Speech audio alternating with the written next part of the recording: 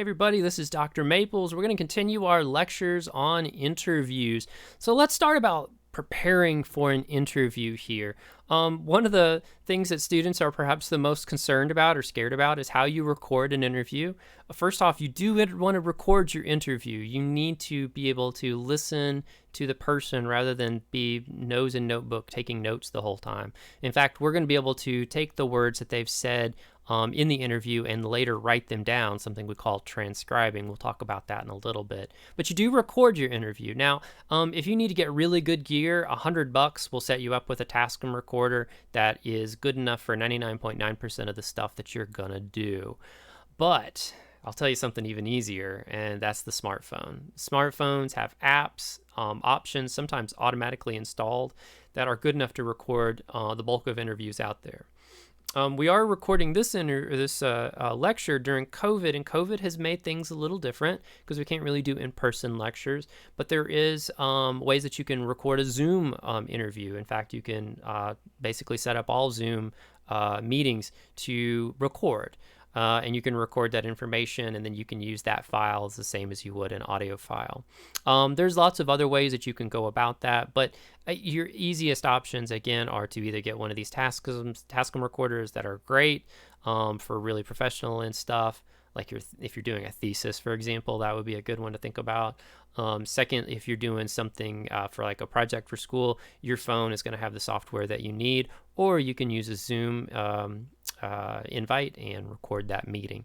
But it's easy. But you do want to record those because you're going to be writing down some of the things that they talk about. Another common question is, who exactly do I interview? Well, this really depends on your research question because you're studying a particular group of people. In my examples in this section, I talk a lot about people who might use a farmer's market. So if I'm going to learn about people who use a farmer's market, who should I interview? People who might use a farmer's market would be a good starting point. I may also interview people that don't use farmer's markets and try to understand why they don't use them. But that's kind of giving me a starting point. I'm talking about people who may or may not use a farmer's market.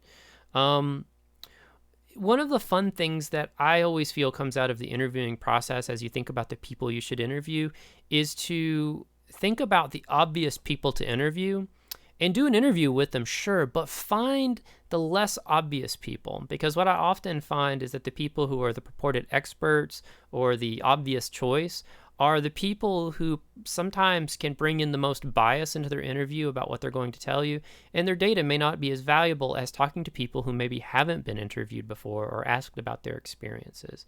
I think that's a really common thing with my rock climbing story. I ended up recording interviews with the bulk of the really well-known climbers for my book, and I quote them and stuff like that. But what I really found was the people who told the stories were people who maybe weren't necessarily in the headlines, that somehow were there and involved, but maybe weren't talked about as much. And that's a good example of trying to interview those people because you get some really compelling, interesting, experiential answers. It may be useful to diagram out some of the people who were engaged in the thing that you want to study, because that can help you think about who's related to whom and kind of think about who you might want to interview, and even in the order that you might interview them. It also might help you think about the people who might be the right people to include based on your research questions. There's other cases where you may need to snowball sample this because you may know like one or two people, and what you do is you interview them and then you say at the end, I really need your help in finding some other people that I can talk to. Who would you suggest that I talk to? And then do some snowball sampling, as we talked about in one of our previous lectures, lecture 7 as I recall. In other cases, you may know enough about your sample to do stratified sampling, as we talked about too, where you can kind of help fulfill in a very representative group. Again, you just do what you can to answer your research questions the best you can. I sometimes get asked the question too, how many interviews do I need?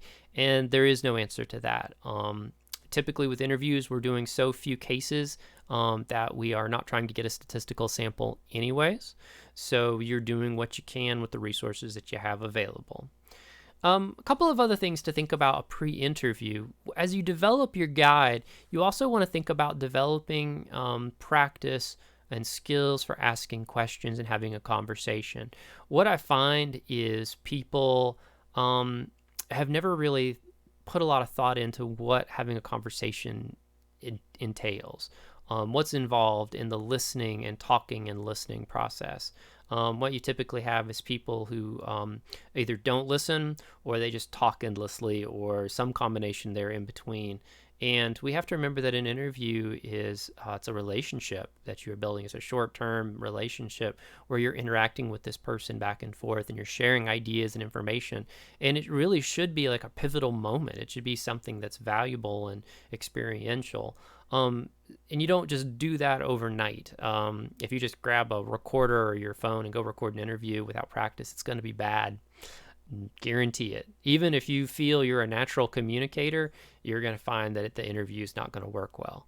What you really need to do is practice. Dogs are good practice interviewees because you can ask them questions and you can think about how the inflection of your voice helps you ask questions in ways that dogs will react. Cats are horrible for interviewing because they just don't pay attention. Your friends are also a really good practice. Your parents, your family members. In fact, you can practice on them and record something for sort of an heirloom for the future by maybe asking them about their experiences as a kid and capture some of those. And you may find that it gives you a really comfortable way to practice asking questions. But friends are the easiest. You can ask friends lots of questions and talk about fun stuff and everybody enjoys it. And it can actually be a fun experience. Interview them about things that are everyday too, because interviews are not about mystical events. They're about everyday life. So kind of ask about everyday things. Ask them about their jobs. These are good ways to practice interviews. Tell me detailed stuff. Talk about the job, about the processes, about how you feel, about what you think. When do you go to work? How does this work? How does this particular thing that you do work, and so forth. Along the way, too, as you develop your guide and you're practicing asking questions, you need to develop some hypotheses. And I want to spend a few minutes talking about hypotheses. So again, think about how when you ask a question from your guide, how it relates to a hypothesis. So let's pretend that I'm doing a study of farmers markets. And I have a hypothesis that I believe that people who experienced rural life as a child will show more support for a farmers market that's located in a city. One of the questions that I might need to establish first off is where the person grew up, because I say experienced rural life as a child. And I also might want to get their reactions about how they think about a future farmers market or maybe how they use them already. I kind of want to measure their support out. So you can see two questions that are already on my guide here. First off, so tell me about where you grew up. What was it like there?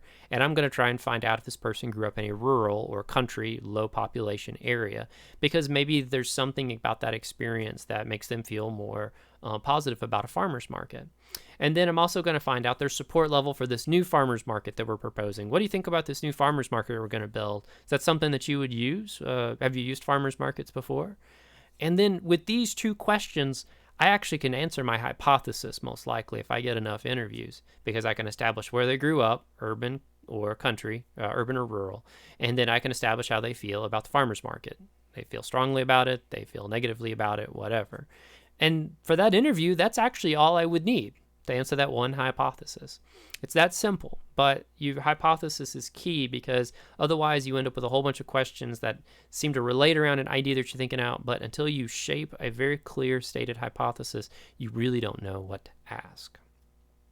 A couple of things that I want to talk about in recording an interview, and this comes from very practical experience. The first one is you need to think about the location. If you choose noisy locations, guess what? There's going to be noise on those recordings. And I'm going to tell you, there's no amount of software that will clean them up to the point that you might want. Likewise, trying to use those softwares can sometimes make the interview so that you can't understand things or that they go in and out. So you really need to find a quiet spot. If there's background music, like you're doing this at a coffee shop, it's going to pick up. I guarantee. It doesn't matter where that speaker is, you're not going to get away from it. Now, an outdoor patio probably would work better. Or, since we're in the era of Zoom, a Zoom interview might be the easiest thing, because you can record it easily and everybody can choose a nice, easy spot they want to do this interview that's quiet. You need to think about power relationships, and this is an odd one. One of the things that I discovered in the climbing world is that there are certain climbers who have more prestige than other climbers in the Red River Gorge, and it shapes the interview. I often found, and I won't say specific names, but I found that with specific sort of more famous persons, I almost was having to make sure that I worked around the cult built around that person of their interest and their fame and their achievements, and get to the actual person. And so there was a weird power dynamic because of that. Power dynamics can also go other directions too. If you're interviewing someone that you are in a position that you dominate them, a good example would be like me interviewing with a student. I've actually done those interviews before because there's lots of great data that I've been able to collect from students. Some, in fact, that kind of help inform some of the stuff that I talk about in my book. But those interviews are actually very hard because there's a power dynamic. You have to find ways to make people comfortable. And being Dr. Maples and sitting behind your desk and being interviewed by him, if you're his student, it just feels kind of weird. So be aware of those things. Think too about your commitment to protect your respondent, the person doing the interview with you, and likewise, what level of protection can they expect from you? I have of the interviews I did for my book, I have some interviews where people said some really, really horrible things that I guarantee if I released them to the public, they would be humiliated, if not worse. In other cases, they talked about extremely private scenarios that if I released them to the public, they would feel ashamed or remorseful. Or in a few cases, get arrested. So I have to protect my interviewees, and I make it very clear to everyone that I interview that in some cases they can simply be anonymous. They can give a pseudonym that I'll use in my research. In other cases, if they're a famous person and like a historical book, it wouldn't make sense to mask their identity. I'll at least give them a chance to verify the quotes that I've made. In fact, that was a big part of my book. It took me about 3 months just to go through and find every person that I quoted in my book, make sure and write them, say, hey, do you want to review these? Okay, here's the stuff that I said that you said.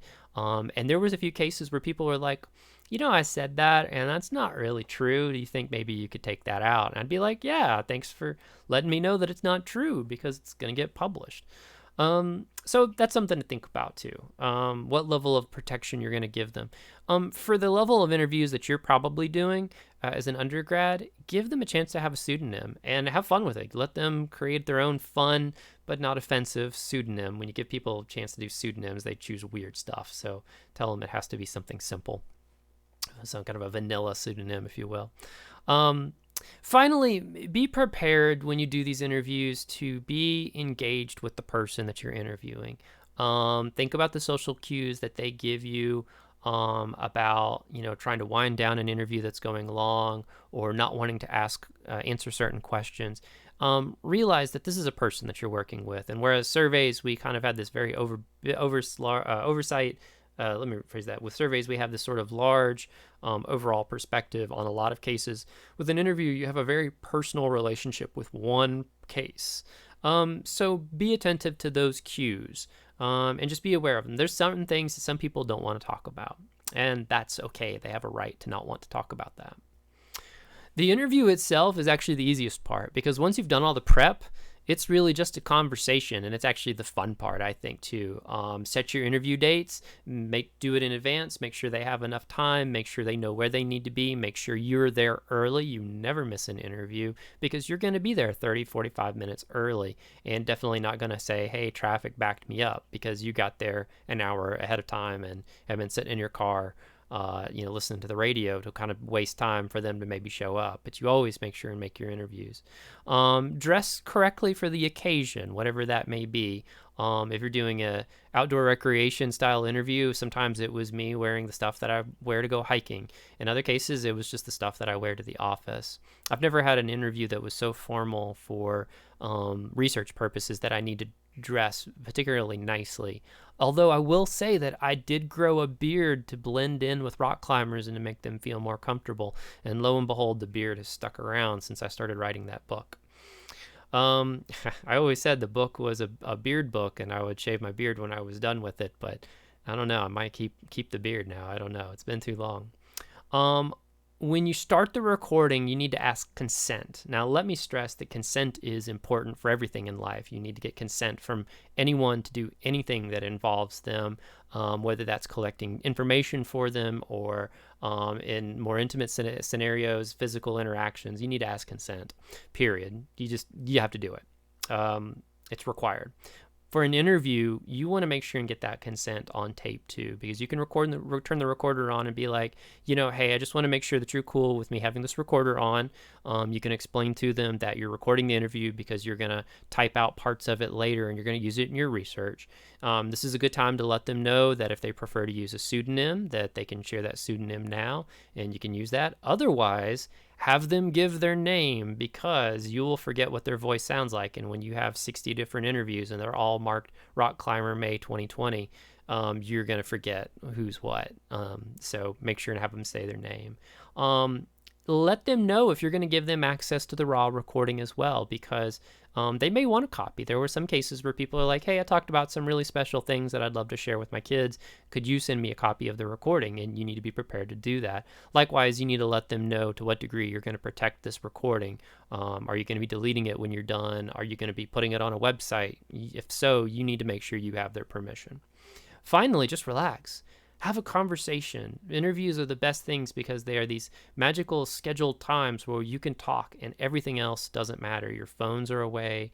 Your technology is away. You're just having this one-on-one conversation, short-term relationship, as I say, with this person, and you're having this really amazing moment where you share ideas with them. Your idea or your job here is to ask questions. You don't talk very much. If you start to find yourself trying to explain stuff and share your ideas and your experiences, it's fine to do that maybe once and in minimal amounts, but at some point you just have to shut up and let them do the talking, because you're interviewing them, not the other way around. Now, post-interview, the most valuable thing that you can do is when you get in your car, turn on your recorder again and give yourself a post-interview interview.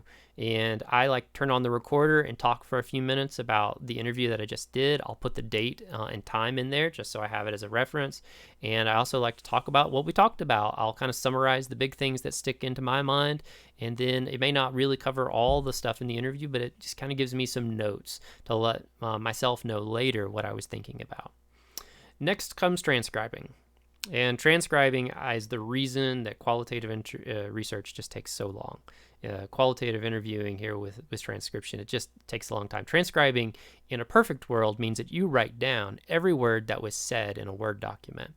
The thing is a 1-hour interview can take you a day, depending on what was in the interview and how much was said. You're literally typing out every word in a transcription. Now, I didn't tell you this, and if you have someone ask if I told you this, I'll say that I didn't. But you don't have to type out every word. What you can instead do as an undergraduate is type out important quotes.